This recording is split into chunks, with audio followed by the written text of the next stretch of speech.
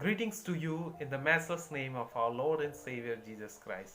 Pastor John की तरफ से आप सभी लोगों को ख्रिस्ती अभिवादन जय मसीह की। जब इंडियन गवर्नमेंट ने 24 मार्च को जब लॉकडाउन घोषित किया देश में, तो जब लॉकडाउन घोषित किया तो आप सोचिए सबसे पहले आपके दिमाग में कौन सा बात आया जब लॉकडाउन आया।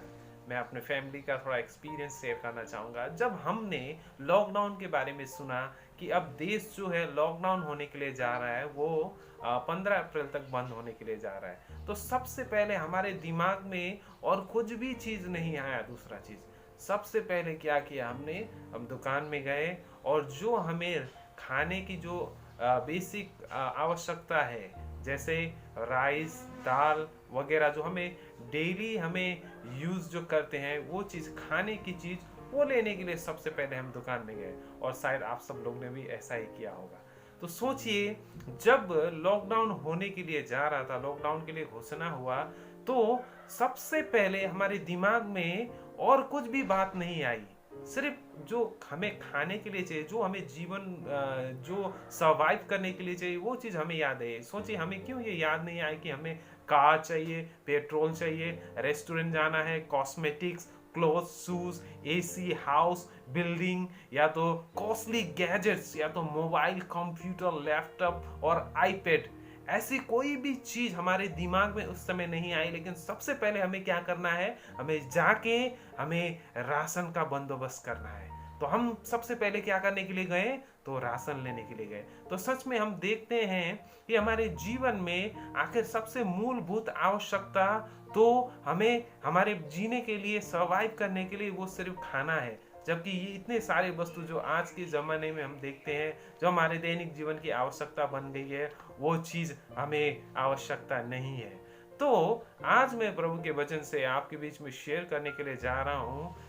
हम लोग देखेंगे इस समय लूक चैप्टर 12 वर्स 13 to 21। मेरे पास बाइबल है, हिंदी में मैं पढ़ूंगा। अगर आपके पास है तो आप भी निकाल सकते हैं। लूक 12 अध्याय के 13 से लेके 21वें आयत तक हम पढ़ेंगे। मैं पढ़ देता हूँ सब लोगों के लिए। उपस्थिति जन समूहों में से किसी ने मसीह यीशु से कहा, गुरुवर, मेरे भाई से कहिए कि वह मेरे साथ पैतृक संपत्ति का बंटवारा कर ले। मसीह यीशु ने प्रति उत्तर में कहा, भला मानुस, किसने तुझे तुम्हारे लिए न्यायकर्ता अथवा मध्यस्थ नियुक्त किया है? तब मसीह यीशु ने जनसमूह से उन्मुख होकर उन्हें चेतावनी दी, स्वयं को प्रत्येक प्रकार के लोभ से बचाए रखो। मनुष्य का जीवन उनकी संपत्ति की प्रशस्तता में निहित नहीं है। तब मसीह यीशु ने उनके समक्ष यह दृष्टांत प्रस्तुत किया, किसी व्यक्ति की भूमि में उत्तम उपज उत्पन्न हुई। उसने मन में विचार किया, अब मैं क्या करूं? उपज भंडार के लिए तो मेरे पास स्थान ही नहीं है। तब उसने विचार किया, मैं ऐसा करता हूं कि मैं इन संग्रह को तोड़कर बड़े संग्रह निर्मित करूंगा। तब मेरी समस्त उपज तथा वस्तुओं का भंडार हो सकेगा। तब मैं स्वयं से कहूंगा, अनेकों वर्ष के लिए अब मेरे लिए उत्तम वस्तुएं संचित है। विश्राम कर, खा पी और आनंद कर। किंतु परमेश्वर ने उससे कहा, अरे मूर्ख, आज ही रात तेरे प्राण तुझसे ले लिए जाएंगे। तब ये सब जो तूने अपने लिए संचित कर रखा है, उसका क्या होगा? यही है उस व्यक्ति की स्थिति जो मात्र अपने लिए इस प्रकार संचय करता है, किंतु जो परमेश्वर की दृष्टि में समृद्ध नहीं है। So, this beautiful morning, I would like to entitle my sermon as Do Not Store Your Treasures in Earth. I repeat, अपना धन पृथ्वी में संचय मत कीजिए। जैसे अभी हमने यहाँ पे ये दृष्टांत पढ़ा, आइए हम इसके बारे में विस्तार से चर्चा करते हैं अभी। मेरा फर्स्ट ऑब्जर्वेशन है, मेरा पहला बूंदा है, we should not be a मामोन। तो प्रभु यीशु मसीह ने उन दो भाइयों का जो संपत्ति था उसका बंटवारा तो नहीं किया, लेकिन जो वहाँ पे भीड़ हुई थी, जो जन समूह था वहाँ पे, उन जन समूह के बीच में प्रभु यीशु मसीह ने उन लोगों को चेतावनी दी। आइए हम पढ़ते हैं। तब यीशु मसीह ने जन समूह में से उन्मुख होकर उन्हें चेतावनी दी, स्वयं को प्रत्येक प्रकार के लोभ से बचाए रखो। मनुष्य का जीवन उसकी संपत्ति में विपुलता में निहित नहीं है। तो प्रभु यीशु ने यहाँ पे जो कहा, उन दोनों को, भाइयों को कहा कि अपने को हर प्रकार के लोभ से बचाए रखो। हम देखते हैं ये दो भाई जो प्रॉपर्टी बंटवारा करने के लिए प्रभु यीशु मसीह के पास आते हैं, लेकिन प्रभु यीशु मसीह उनको बंटवारा नहीं करते और उन्हें लोभ से बचने के लिए कहते हैं। प्रभु यीशु मसीह क्यों कहते हैं लोभ के विषय में, लोभ से बचने के लिए? तो लोभ जो चीज़ है उसके बारे में थोड़ा सा हम इस समय बातें करेंगे। ये जो लोभ चीज होता है, जब एक इंसान किसी चीज के प्रति ज़्यादा अभिलाषित होता है, ज़्यादा उसकी चाहना या डिजायर करता है, तो वो व्यक्ति अपने आप दूसरे के प्रति वो संवेदनशील नहीं होता। वो क्या होता है, उसे पाने के लिए, उस अभिलाषा को पूरा करने के लिए वो दूसरों को हर्ट भी कर सकता है, दूसरों को चोट दे सकता है, क्योंकि वो स्वार्थी है। अपने लिए उसे वो चीज पाना है तो वो दूसरे के प्रति संवेदनशील नहीं होता।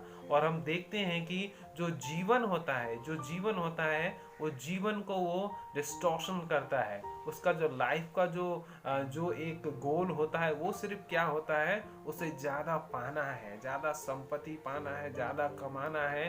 तो वो जो लाइफ का जो मीनिंग होता है वो मीनिंग वो भूल जाता है, वो मीनिंग में वो पहुंच नहीं पाता। अगर जानेंगे तो जूविश कल्चर के अनुसार में असल में सबसे बड़ा वरदान क्या है जीवन में, तो हम देखते हैं कि परमेश्वर के द्वारा में सबसे बड़ा जो हमारे जीवन में जो तोहफा है वो है, परमेश्वर ने हमें पापों के द्वारा, हमारे पापों के द्वारा हमें क्षमा किया, और परमेश्वर ने हमारे जीवन को एक बहुमूल्य बनाया, और परमेश्वर ने हमें एक इनाम दिया, और परमेश्वर बहुत विश्वास योग्य है हमारे प्रति, और हमें भी उनके प्रति विश्वास योग्य होना है। और परमेश्वर में हमें धनी होना है, हमें ये सब मटेरियलिस्टिक चीज़ों में नहीं।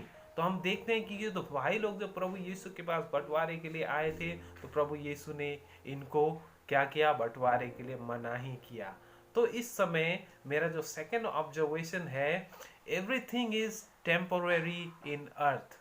प्रत्येक चीज इस पृथ्वी में क्षणिक भर के लिए है। तो आइए हम इस समय आगे पढ़ेंगे। 16 और 17 आयत को मैं पढ़ता हूँ इस समय। तब प्रभु यीशु मसीह ने अब उन लोगों को, दो भाइयों को समझाने के लिए एक दृष्टांत कहा। अब वो मैं दृष्टांत पढ़ता हूँ, आप ध्यान से सुनिए।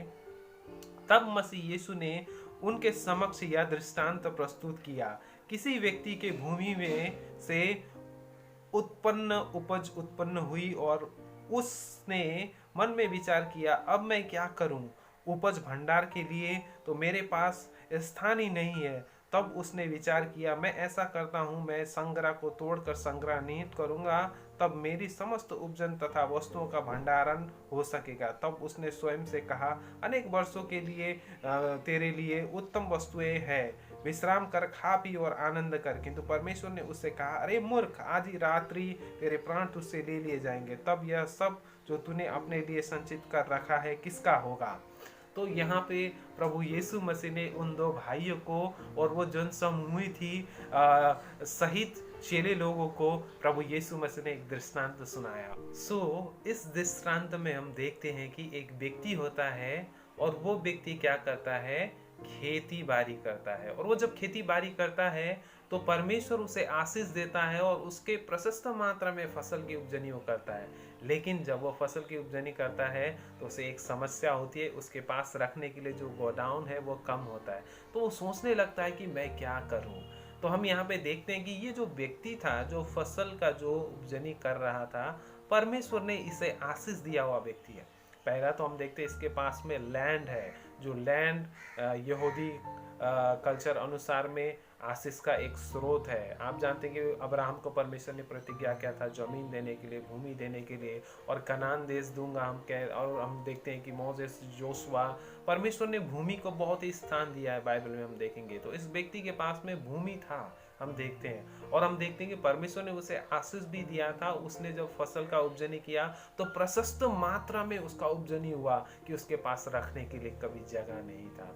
तो मेरे प्रिय भाई बहनों, आप जानते हैं परमेश्वर कभी कभी हमें बहुत मात्रा में आशीष देता है, बहुतायत में आशीष देता है, लेकिन एक बात हमें ख्याल रखना बहुत जरूरी है। कभी कभी परमेश्वर जो आशीष हमें देते हैं, अगर वो आशीष को हम अच्छे प्रकार से प्रयोग करना नहीं जानते तो वो आशीष कभी कभी हमारे लिए आफत हो जाता है प्रिय हो।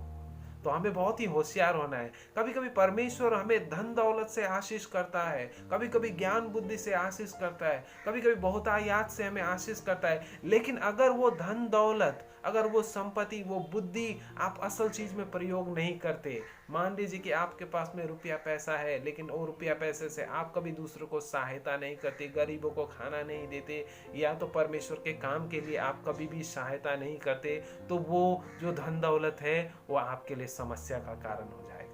क्योंकि वो धन दौलत क्या करेगा, आपको शिकंजा में कस लेगा और आपको दूसरी चीज में सोचने के लिए नहीं देगा, सिर्फ वही चीज में आगे बढ़ने के लिए कहेगा। इसलिए क्या है, सबसे बड़ा चीज है, धन दौलत हमारे पास है, लेकिन स्टे वर्शिप करना हमें बहुत अच्छे से आना चाहिए, नहीं तो हमारे लिए समस्या हो सकता है।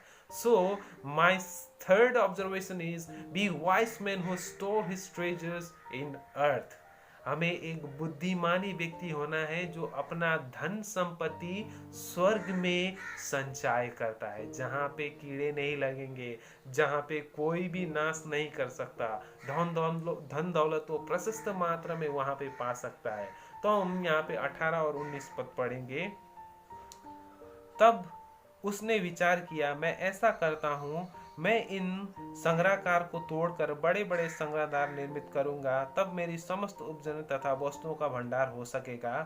तब मैं स्वयं से कहूंगा, अनेक वर्षों के लिए अब तेरे पास उत्तम वस्तुएं हैं, विश्राम कर, खा पी और आनंद कर। हम यहाँ पे देखते हैं प्रभु के वचन में, तो वो व्यक्ति जो था, फसल उपजनी हुआ प्रशस्त मात्रा में, और उसने कहा कि ठीक है, मेरे पास प्रशस्त मात्रा में खाने की वस्तु है, अब मैं क्या करूंगा, विश्राम करूंगा, काम नहीं करूंगा, खाऊंगा पीऊंगा, अब मैं मौज करूंगा, आराम से रहूंगा।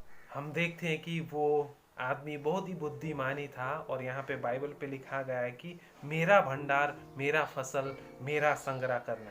तो हम देखते कि माई माई माई, हम देखते कि वो जो व्यक्ति था स्वार्थीपना जैसा मेरे मेरे विषय में बात कर रहा था। इससे हम समझते हैं कि वो सिर्फ अपने विषय में सोच रहा था, दूसरों के विषय में नहीं सोच रहा था। कभी कभी हम भी इतना स्वार्थी हो जाते हैं, जब हमारे पास प्रशस्त मात्रा में धन दौलत या तो संपत्ति या तो ऐशो आराम की चीजें होती है, हम दूसरों को भूल जाते हैं। ये इंसान अकेला था, इसके पास में इतने सारे भंडार थी, लेकिन ये खुद के लिए ही सोच रहा था। ये दूसरों के लिए, गरीबों के लिए या तो दूसरों को दान देने के लिए, दूसरों को सहायता करने के लिए नहीं सोच रहा था, लेकिन खुद संचय करके वो मजे से खा पिएगा बैठ के, ये चीज सोच रहा था। सो ये व्यक्ति बहुत ही स्वार्थी हो चला था। So my fourth and last observation is earn money, save money, but don't not love money. पैसा कमाइए, पैसा बचाइए, लेकिन पैसा को कभी प्रेम मत कीजिए। आइए इस समय 20 और 21वां आयत पढ़ते हैं। किंतु परमेश्वर ने उससे कहा, अरे मूर्ख, आज ही रात्रि तेरे प्राण तुझसे ले लिए जाएंगे, तब ये सब जो तूने अपने लिए संचित कर रखा है उसका क्या होगा। तो देखिए, परमेश्वर ने जब उसने सब चीज जमा किया हुआ था, उस रात परमेश्वर ने उससे कहा कि ए मूर्ख, आज ही रात में तेरे प्राण तुझसे लेने वाला हूं। तूने जो ये संचार सब जो संग्रह किया है उसका क्या लाभ। तो देखिए प्रियो, हमारे जीवन में भी कभी कभी हम दिन रात संसार में जो धन दौलत कमाने के लिए परिश्रम करते हैं, कष्ट का सामना करते हैं और धन दौलत के पीछे चलते हैं, अपने परिवार को छोड़ के, फैमिली को छोड़ के, प्रभु को छोड़ के, सेवकाई को छोड़ के, दूसरों को सहायता करने के लिए छोड़ के, और अंत में जो धन संपत्ति होता है वो भी हमारा नहीं होता, वो हमारा साथ कभी नहीं देता। तो यहाँ पे इस वचन में हम देखते हैं कि परमेश्वर कहता है कि अंत में, ओ मूर्ख, आज ही रात में तेरे से वो तेरा प्राण ले लूंगा। तो सोचिए, हम जो चीज स्वार्थी होकर संग्रह कर रहे हैं, लेकिन वो हम ही उपयोग न कर पाए, तो क्या लाभ होगा, हमें क्या फायदा होगा। जैसे इस व्यक्ति के जीवन से हम देख सकते हैं कि यहाँ पे उसे कुछ भी लाभ नहीं हुआ। प्रभु यीशु मसीह ने यहाँ पे जो दृष्टांत कहा ये दृष्टांत का अर्थ ये नहीं है कि धन दौलत जो है वो खराब वस्तुएं हैं। धन दौलत चीज जो है वो हमें नहीं रखना है, हमें नहीं कमाना है। इसके विषय में प्रभु यीशु मसीह ने नहीं कहा, अच्छे से समझने की आवश्यकता है। लेकिन प्रभु यीशु मसीह ने कहा है कि जो धन दौलत होता है अगर वो हमारे पास आ जाए लेकिन हम उसे अच्छे प्रकार से प्रयोग करना नहीं जाने तो हमारे लिए समस्या का कारण होता है, और वो हमें क्या करता है, परमेश्वर से दूर लेके चला जाता है। अगर आपके पास धन दौलत है, धन संपत्ति है, तो परमेश्वर के आगे ईमानदार होइए आप। अगर आपके पास धन दौलत है तो गरीबों को सहायता कीजिए आप। अगर आपके पास धन दौलत है, परमेश्वर के काम के लिए आप दीजिए, परमेश्वर आपको आशीष देंगे। लेकिन इस व्यक्ति की तरह आप स्वार्थी मत होइए जो खुद के लिए बचा के रखता है और अंत में उसके लिए भी नहीं होता। तो हम यहाँ पे देखते हैं कि जो धन दौलत के लिए इंसान इतना कड़ा परिश्रम कर रहा है, अभी के समय में इतना कड़ा परिश्रम कर रहा है, लेकिन अंत के समय में ये जो धन दौलत है वो आपको स्वर्ग में एंट्री के लिए कोई भी सहायता नहीं कर सकता। आपका और जो धन दौलत है वो कभी भी आपको स्वर्ग के राज्य में प्रवेश करने के लिए सहायता नहीं कर सकता प्रियो, जो बड़ी दुख की बात है। लेकिन क्या चीज परमेश्वर के राज्य में हमें जो एंटर करने के लिए सहायता कर सकता है वो है, अगर आपका उदार हृदय है दूसरों को देने के लिए, परमेश्वर की सेवकाई के लिए, तो ये चीज आपको परमेश्वर के राज्य में प्रवेश करने में सहायता कर सकता है। जैसे कि अभी जानते हैं हम, अभी लॉकडाउन का समय है, देश में लॉकडाउन है, कितने लोग बिना खाए हुए मर रहे हैं, उनके पास खाने के लिए नहीं है। जो डेली वेज लेबर है वो लोग भूखे हैं। हो सकता है आप और मेरे पास में प्रशस्त मात्रा में खाने की वस्तु है। हमें इस व्यक्ति की तरह स्वार्थी नहीं होना है कि मेरे पास है, ठीक है, घर में बैठूंगा, परिवार के साथ में आराम से खाऊंगा पीऊंगा, मैं बैठा रहूंगा, और जो गरीब लोग हैं उनके पास खाने के लिए कुछ नहीं है। अरे इस समय में हमें ऐसे व्यक्तियों को सहायता करना है, ऐसे व्यक्तियों को खिलाना है। आपके पास भोजन है तो उन व्यक्तियों से आप बांटिए अपने भोजन को, परमेश्वर आपको आशीष देंगे। तो सच में प्रभु यीशु इस दृष्टांत के द्वारा उन दो भाइयों को समझाना चाह रहे हैं कि जो संसार का जो संपत्ति है, संसार का जो धन दौलत है वो क्षणिक भर का है, उससे मानव के जीवन में कोई भी लाभ नहीं है। तो इसके लिए हम लड़ाई नहीं करें, उससे ज़्यादा हमें परमेश्वर के प्रति भक्ति और परमेश्वर के प्रति श्रद्धा करनी है, परमेश्वर के मार्ग में चलना है, और परमेश्वर हमें आशीष देंगे ये सब चीज़ के लिए। और जानते हैं प्रिय भाई और बहनों, अगर हमारे अंदर अभिलाषा है कि हम अमीर बनेंगे और अमीर बनने के लिए हम गलत रास्तों का उपयोग करते हैं, तो ये बहुत ही बड़ा हमारे जीवन में क्या है, एक बहुत ही बड़ा एक जो संदेश है कि हम परमेश्वर से बहुत दूर होने के लिए जा रहे हैं, और ये हमें परमेश्वर से बहुत ही दूर ले जाएगा। अगर आपके पास धन दौलत है, हो सकता है संसार में कितने बड़े बड़े लोग हैं, अमीर अमीर लोग हैं जिनके पास में बहुत सारे धन संपत्ति है, लेकिन वो धन संपत्ति उन्हें स्वर्ग के राज्य में नहीं ले जा सकता, स्वर्ग के राज्य में वो प्रवेश नहीं कर सकते उन धन दौलत के कारण से। लेकिन कैसे हम परमेश्वर के राज्य में प्रवेश कर सकते हैं? अगर हमारे अंदर में वो उदार चित्ता है कि हम दूसरों को सहायता करते हैं, दान देते हैं, परमेश्वर के काम के लिए सहायता करते हैं, तो वो व्यक्ति परमेश्वर के राज्य में जाएगा। आप दूसरों को अमीर देखते हैं, बड़े बड़े जिसके पास में घर है, बंगला है, गाड़ी है, कार है, बहुत सारी चीज़ें, आप उनको देख के कभी कभी निराश होते हैं, धनी व्यक्ति को मेरे पास कुछ भी नहीं है। लेकिन आप परमेश्वर में ईमानदार होइए और परमेश्वर के रास्ते में असल प्रकार से चलिए, क्योंकि वो जो अमीर लोग हैं परमेश्वर की दृष्टि में वो सबसे ज़्यादा गरीब लोग हैं, अगर परमेश्वर उनके जीवन में नहीं है। अगर आप गरीब हैं लेकिन परमेश्वर आपके जीवन में है तो आप सबसे अमीर हैं उनके सामने। तो सच में परमेश्वर ने ये दृष्टांत के द्वारा समझाया है कि हमें अपना धन जो है, हमें संसार में क्या करना है, संचय नहीं करना है, लेकिन स्वर्ग में करना है। इसका अर्थ ये नहीं कि हमें कोई भी चीज़ नहीं चाहिए संसार में, हमें चाहिए, लेकिन वो चीज़ असल प्रकार से प्रयोग करना आना चाहिए, वरना आपके लिए और मेरे लिए वो समस्या हो सकता है। तो परमेश्वर के वचन से हम सीखते हैं कि हमें क्या करना है, अपना धन स्वर्ग में संचय करना है, जहाँ पे हम एक दिन जाएंगे और अनंत अनंत जीवन के लिए हम वास करेंगे वहाँ पे, और हम वहाँ पे सबसे ज़्यादा अमीर व्यक्ति होंगे। तो प्रभु आप सब लोगों को आशीष दे। God bless you. जय मसीह की।